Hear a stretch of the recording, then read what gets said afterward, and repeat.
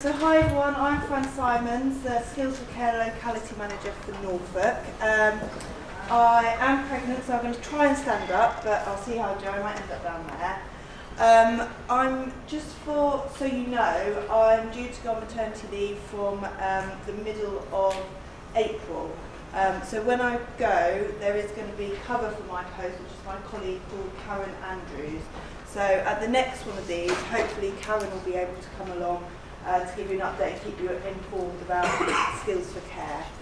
But today I'm going to talk a bit about values-based recruitment and retention, and then I've got a bit of information about the national recruitment campaign as well.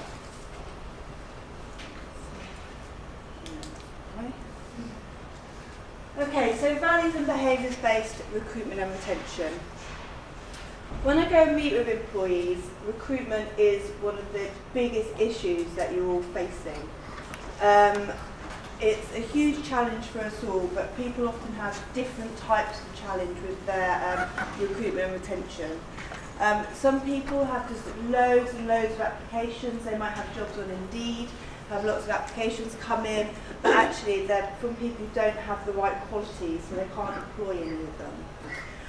Some people don't have enough applications. Actually, they have their adverts out and they're not getting anyone come forward. Quite a few people said they can recruit okay and they get people in, but they don't stay. They stay for less than 3 months. So actually then they've got a really high proportion of leavers, so they keep getting new people in and they keep leaving. What we find is that sort of leads to this vicious circle. So you get the wrong recruits in, they leave, that leads to a high turnover. You then have a high vacancy rate. You're then in this real position that you've got this urgency to recruit, so you're just desperate for anybody. You get anyone in, they're the wrong people, they leave, and you're just sort of stuck in this continual cycle.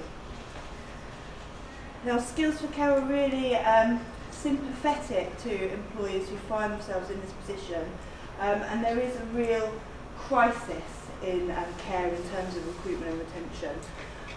But we have to be really, we have to recognise that actually this is an awful position to be in because it has a massive cost in terms of the quality of care that you're providing.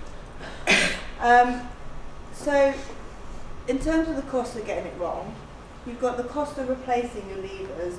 So the CIPD estimate that it costs between £2,000 and £5,000 to recruit someone to the service industry, including social care. Now that might sound like quite a lot for a care worker, but if you've taken all your time as managers, sort of putting out your advert, looking at application forms, shortlisting people, getting people in for interview, or people not turning up for interview, then selecting your person, inducting them, training them, it all adds up. So if you're continually replacing people, it's quite a lot of money actually that you're spending. Getting it wrong has a real negative impact on your existing staff.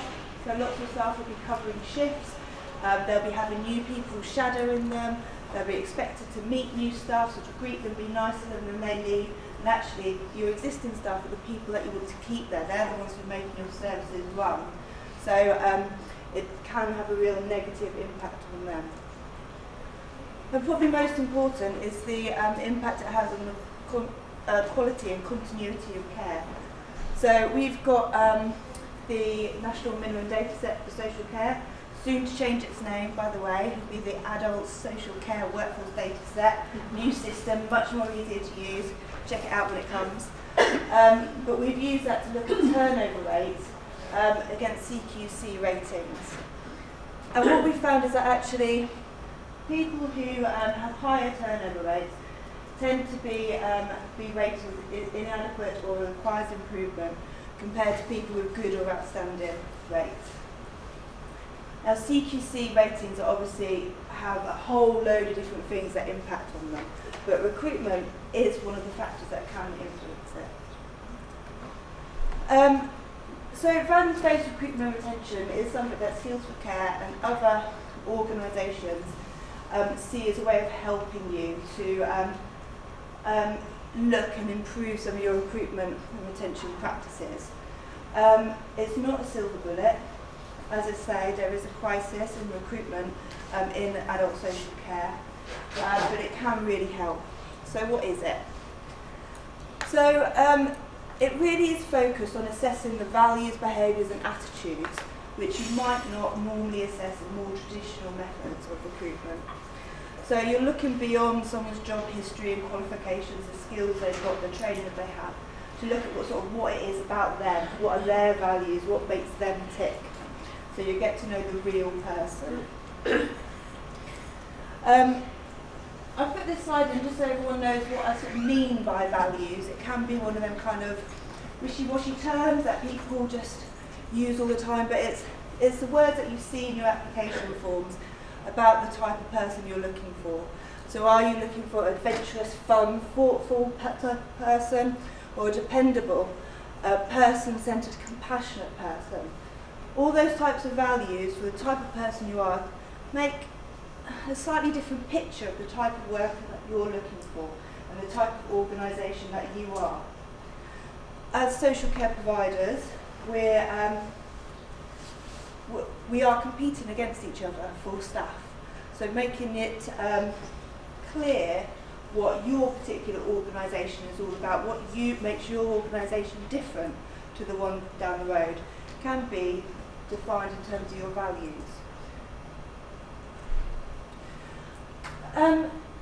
So how is values-based interviewing different from more traditional methods? So lots of organisations use more competency-based recruitment, so they tend to use scenario-type questions. So what would you do if type things. They also might say, like, what does safeguarding mean to you? Sort of that type of question. And what that generally does is tap into people's existing knowledge and skills and excuse me, and qualifications. So the existing training that they've had, rather than looking at the type of person. So values-based recruitment builds on real-life examples. So tell me about a time when. And then from that real-life example, you will then probe in to find out more and more about why someone did something, what they learned from it, how it made them feel. And that gives you a much better picture of what that person's all about. The model that we've developed for values-based interviewing was actually built by the N&SCS for Children's Services. And so it's very good about sort of getting to the real person and understanding like their motives behind where the company is. Actually, in terms of safer recruitment, it's a really good methodology to use. So why does it matter? We've done some research into values-based recruitment to see if it works, if it makes a difference. And we did a longitudinal study comparing values-based approach with more traditional methods. And we found that it really does make a difference. So 58% agreed that staff recruited for values were better at developing the skills they need for their role. 72% agreed that staff recruited for values perform better than those recruited using traditional methods. And 62% agreed that staff recruited for values have lower rates of sickness and absence. As well as these percentages, they also found that there's a positive return on investment if you use a values-based approach. I think it's like for every £1 spent, it's £1.23 back or something. So there really are some benefits to doing it. The caveat is that you've got to do it properly and you've got to do it fully, so it does take quite a bit of work. On this slide I've got some quotes from providers about people who have taken up a values-based approach to recruitment and what they think about it. So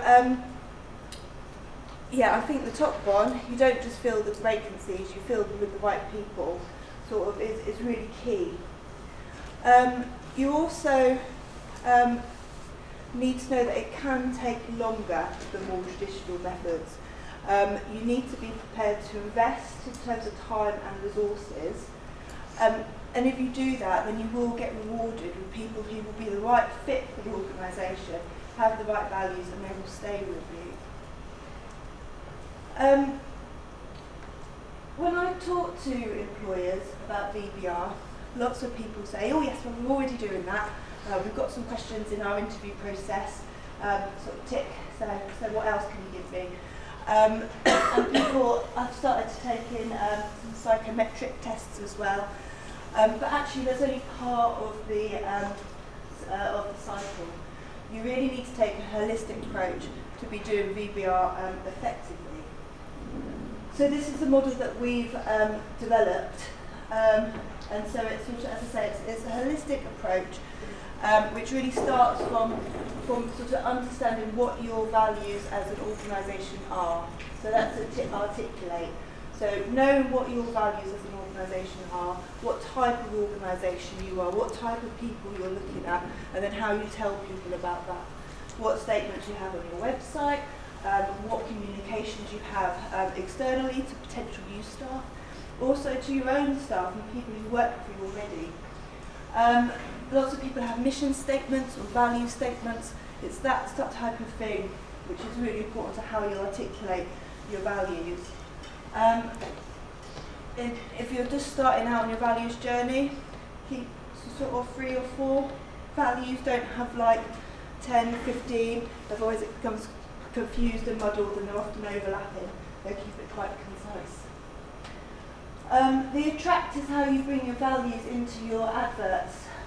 So what statements you include on your adverts, where you put in your adverts, if you're targeting for particular types of people.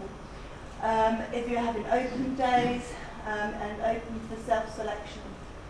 The best way of recruiting people is through word of mouth and through employee, like refer a friend type systems. They're the things that consistently work and get the right people in. So really thinking about how you attract people and how you can use those methods can be really effective. I personally don't think that jobs boards like Indeed are very effective. I don't hear from employers that they get much return from them.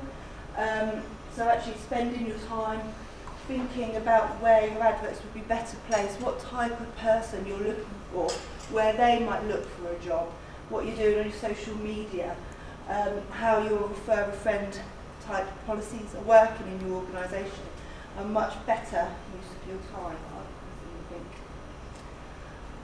Then down to apply, so this is how you bring your values into your application forms.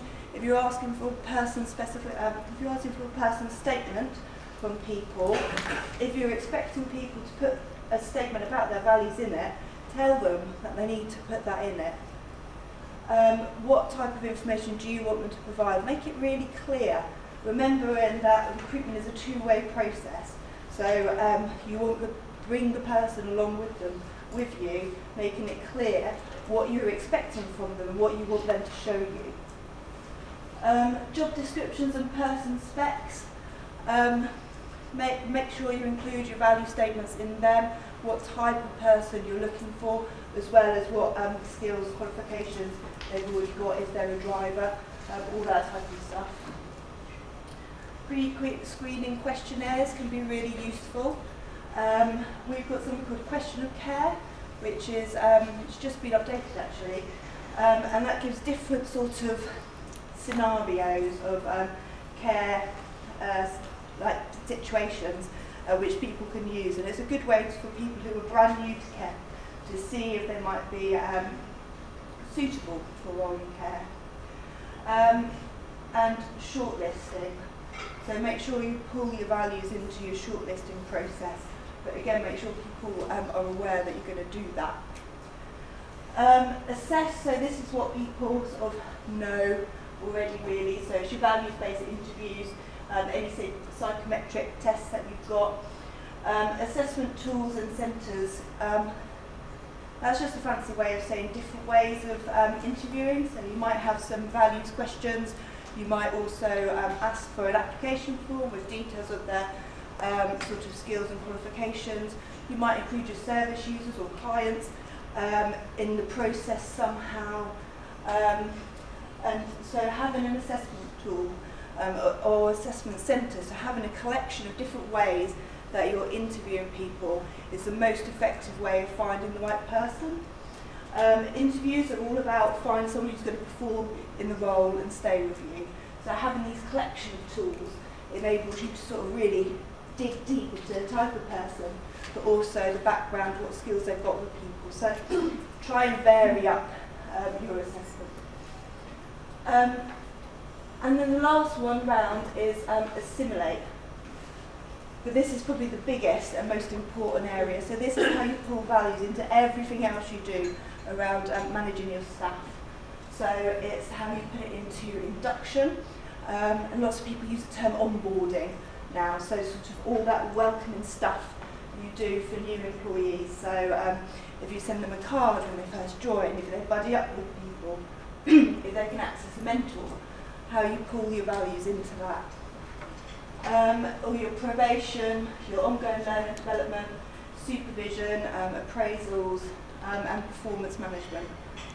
So pulling your values into the assimilation area is quite difficult, and that involves understanding your organisation culture.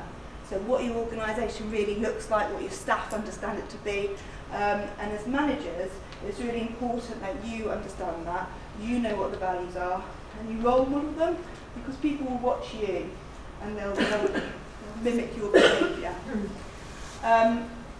So yeah, that's the most important section, I would say. So taking a values-based approach can help with some of these challenges that I talked about at the beginning. So if you've got too many applications without the right qualities, then thinking about how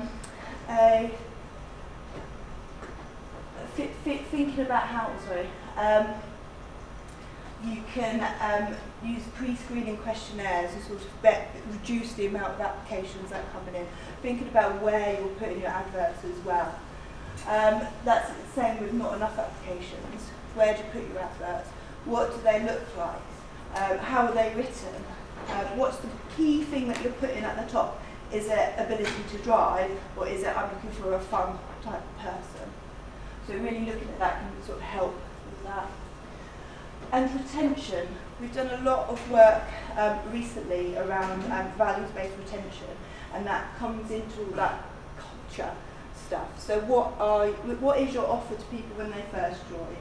Are you buddying them up with people who can show them the ropes?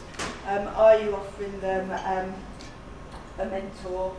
Do you have any sort of onboarding? How are you keeping people once you've offered them a job so that they do stay through that process while you're doing the DBS? Are you phoning them up? Are you sending them a welcome card?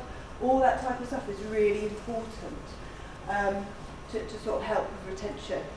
We've got a load of stuff which is just about, it's either just come out or just about to come out, focused on retention, so keep an eye on our website around that. And we've got a lot of other tools that can help. So we've got a recruiting values toolkit, which is on our website for free. So if you want to go it alone, have a look at the toolkit.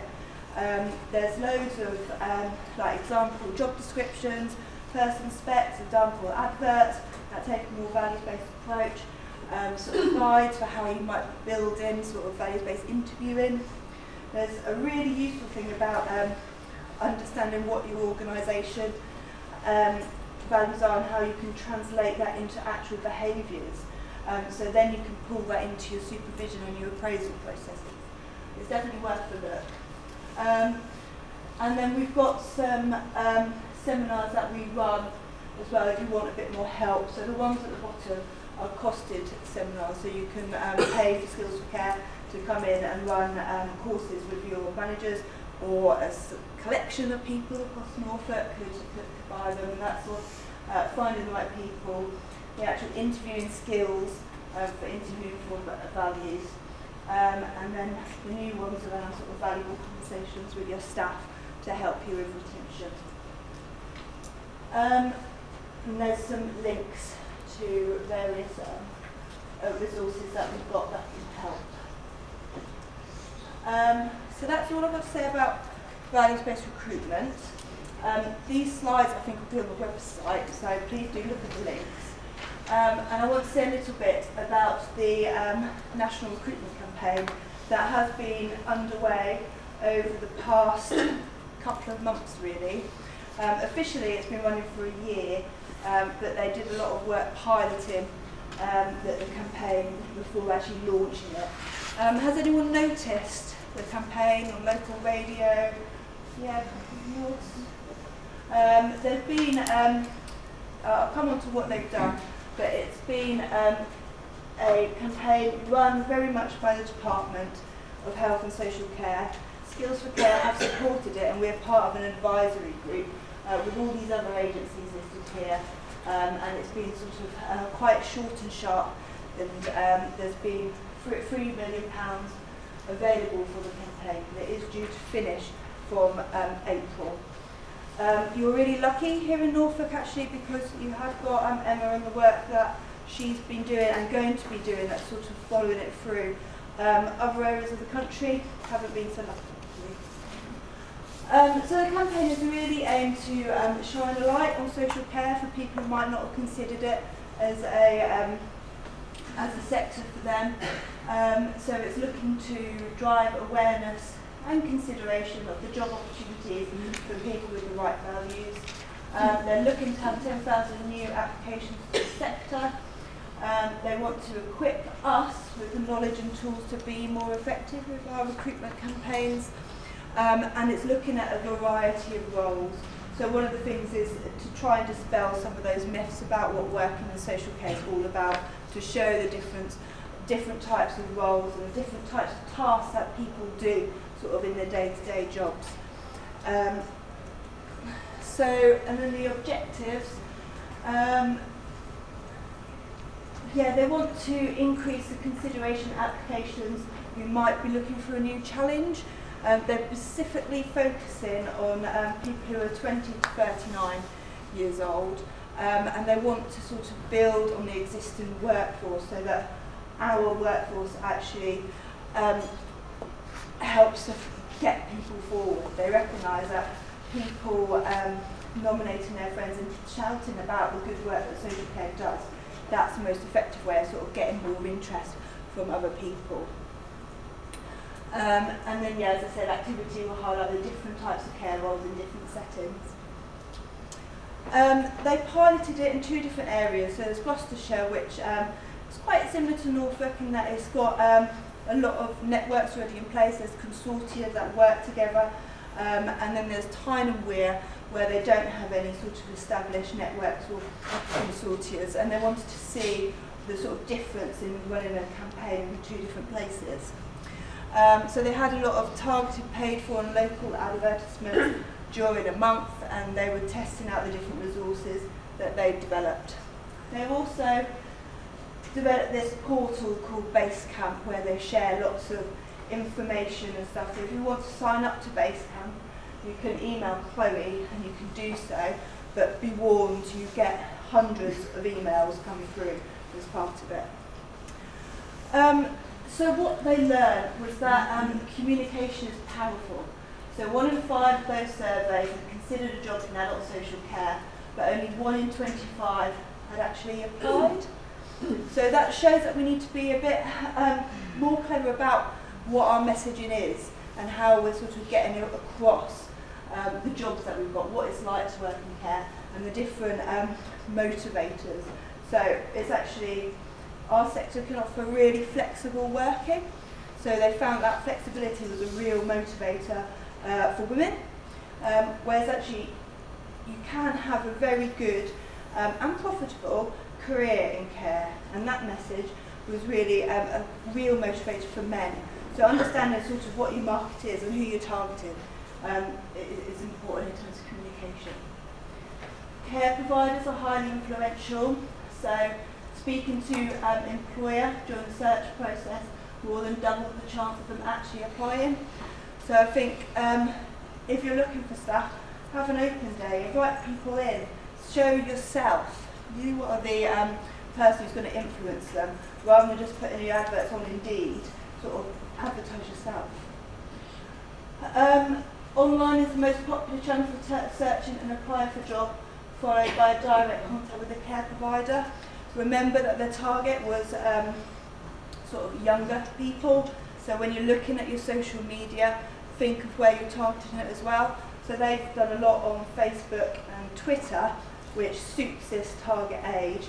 If you're looking for younger people, think about your Instagram as well. So, and then the existing workforce are powerful advocates. So use your workforce. You're bound to have some really good stories about how different workers have come into their role in care. Shout about them via your social media. And also get your workers to share their stories, share the adverts, share jobs on their social media as well. These are the specific campaign messages that they've used. So find about many, reward in a varied way to make a difference. See how working in social care helps you to build the skills you have and learn new ones. Build a rewarding career, and the social care jobs are available near you. The campaign has been called Every Day is Different When You Care, and so it has been going on over the past couple of months. Lots has been happening on Facebook and Twitter in particular. They had a shout out for volunteers to sort of get the department to go and take photos of them sort of doing the jobs that they normally do. So they've got a collection of imagery of people doing different sort of tasks and activities as part of their day-to-day job. And they've used those in a variety of ways. So there's been some national coverage and radio adverts. There's been some paid-for social media posts, and they've had case studies from employers which they've then put out on Facebook and on Twitter. And there's been some posters at bus stops and things in sort of key regions. And there's a Every Day is Different website and also a toolkit. So I've got some of the toolkits for you here today. They're on your table, so please do take them away with you. There's some useful advice, particularly around marketing ideas in here, which you might not have thought about. So please take that away. On the website, there's also posters and leaflets that you can download. You can print off these big pop-up banner things. You do need your own stand, but you can get the banners. And then there's different case studies and videos and sort of information about career pathways. It's aimed at people who are looking for jobs, so there's links through to the DWP Find a Job website. The campaign has directed people to that website because social care doesn't have a national jobs board like the NHS Jobs does. So DWP Find a Job website was kind of the best that they could find, really. It's not without its faults. If you put your job on there, you have to re-put it on after 30 days. You have to call your organisation social work as the type, even though I'm sure many of us wouldn't actually call what we do social work. But in Norfolk, actually, you're really fortunate because you've got Norfolk Care Careers website, which automatically links through. I'm sure everyone will talk a bit about that as well. Although the campaign's due to finish in April, the website will remain there. They are hoping to get more funding from the Cabinet Office for another year, but we'll just have to wait and see what happens with that. But the website will remain live. So how can you get involved as providers? Advertise your job vacancies in a way that links through to the national campaign. If that's DWP Find a Job or Norfolk Care Careers, just make sure you're advertising the vacancies that you've got. The department is still looking for case studies, and actually, as I say, all of you will have some really good stories about people who've ended up working in care and doing a really fabulous job. So get to know those stories of your staff and share them, make a big point of them. Look at your social media pages, so if you've got a company Facebook page, look at that and see how you can use that to publish some of these case studies that you've got of your own staff. FERA, East Anglia, have done some really good work. So if you have a look at some of what they've done on Facebook and Twitter, is a really good example of how they're linking into this national campaign. There's some quizzes, which Skills for Care developed, which is similar to a question of care that I was talking about earlier. So that gives people a kind of case studies to work at through to see what working in social care might be like and if they're suited for it. You can promote them and share them on Twitter and get your stuff to share them on Facebook. On the website there's a load of example like hashtags or like tweets that you can copy and paste, which is quite useful. And have a look at the toolkit and start using it. The national campaign does have its faults, and I think if Skills for Care were in control of it ourselves, we would have done it quite a bit differently. But it is what it is, and while it's there, do take advantage of it. This is sort of free promotion in a lot of ways, so get involved in these different ways. And that's it.